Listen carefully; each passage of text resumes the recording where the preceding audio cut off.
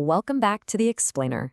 Today, we're jumping right into a single vocabulary word that does something, honestly, pretty incredible. It actually builds a seamless arch between the world of language arts and the realm of hard science. Let's break down exactly how one concept can rule both of these totally different domains. Have you ever read a paragraph so puffed up with heavy words that you reach the end with absolutely no idea what it actually said? We have all been there, right? You're reading an article, a textbook, or maybe just a super long email from a coworker, and your eyes are just skating over the text. The writer has crammed so many overly complicated $10 words into a single sentence that the actual meaning is completely buried.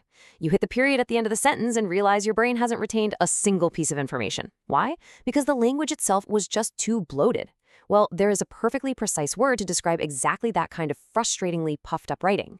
And that word is turgid. Let's lock in on that pronunciation right now. Turgid, 2 syllables, emphasis on the first. Turgid. It's an adjective, meaning it's a describing word we use to modify nouns, giving them color and shape. But what I really want you to remember as we go through this explainer is that turgid isn't just any describing word. It's a highly visual one. When you use it, you're painting a very specific picture in your listener's mind. Now, a truly great vocabulary word is adaptable, and turgid definitely fits the bill. You can easily shift it into an adverb, turgidly, like you might say someone spoke turgidly, describing the exact manner they delivered a speech. Or you can flip it into a noun, turgidity. That just refers to the state of being turgid. This versatility is great because it lets you slot the root concept into almost any part of a sentence. But here is the absolute core concept of the word, swelling. This is the structural arch of the whole thing. Everything about the word turgid, whether you're using it in an advanced poetry class or a biology lab, bridges right back to this one vivid image of swelling. It's the idea of something being completely puffed up. It's expanding way beyond its normal, comfortable state just because something has been pumped into it. So keep this mental image of a balloon expanding or a sponge soaking up way too much water right at the forefront of your mind. That is the key that unlocks both of its primary definitions. Okay, let's dive right into Ankerson's 1. Overblown language.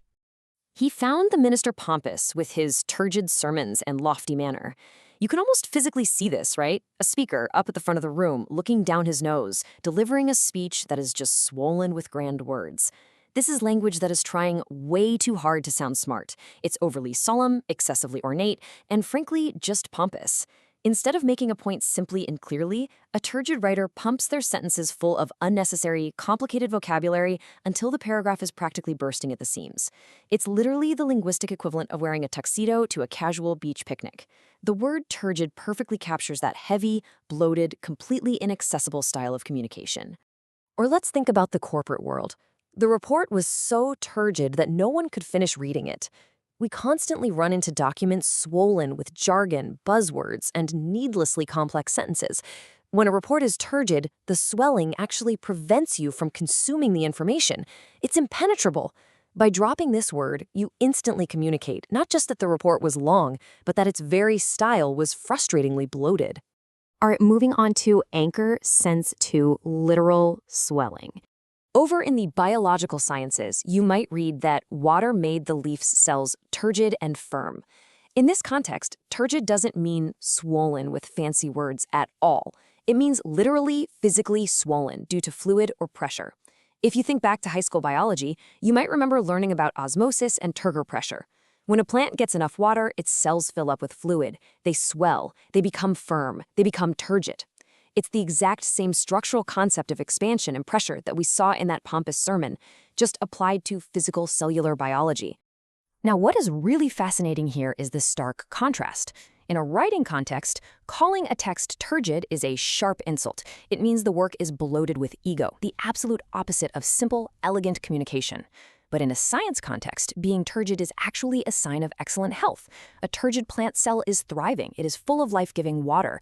I just love that brilliant twist of language. The exact same word used to aggressively critique a terrible essay is used to describe a perfectly healthy biological specimen. It all just depends on what is causing the swelling, unnecessary ego or essential water. So what does this all mean? Well, turgid is just a masterclass in how a single visual concept, swelling, can completely bridge the gap between art and science. It means overblown in style or literally swollen with fluid. And that brings us to your challenge for today. Can you spot a piece of writing today that is overblown and hard to follow and officially diagnose it as turgid? Keep your eyes open. Whether you're scrolling through the news, reading a confusing software manual, or listening to a politician give a speech, watch out for that puffed up language. Because when you see it, you now have the perfect, precise word to describe exactly what's wrong with it. What turgid texts are hiding in your daily reading, just waiting to be called out? Keep learning, keep analyzing, and I'll catch you in the next explainer.